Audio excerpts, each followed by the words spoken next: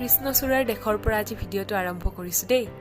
বলক তেতিয়াহ'লে আপোনালোকক লৈ যাওঁ মোৰ আপোন ঠাইখনলৈ, গুৱাহাটী বিশ্ববিদ্যালয় আইন মহাবিদ্যালয়, য'ত মই 5টা বছৰে পঢ়ি আহিছোঁ।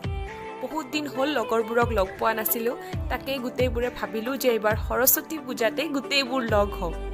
আৰু কি কথা মতেই কাম, গোটেইবোৰ গৈ লগ হ'লোঁ গুৱাহাটী বিশ্ববিদ্যালয়ৰ প্ৰাংগণত।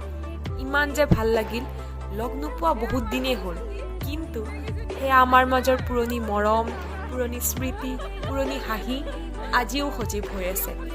লগতে আকৌ ছাৰ বাইদেউসকলকো লগ পালোঁ। এই যে ইমান দিনৰ মূৰত তেওঁলোকে আমাক লগ পায়ো চিনি পাইছে, তাৰ সমান সুখৰ কথা একো নাই। পিছে যিসকলে মোক লগ পাইছে, মোৰ খবৰ সোধাৰ আগতে প্ৰিচাদিত্যাৰ খবৰহে সোধে দেই। ইমান ফেমাছ হৈছে নহয় প্ৰিচাদিত্যা, সকলোৰে মৰমৰ যে তাই, সেয়াই মোৰ ভাল লাগে।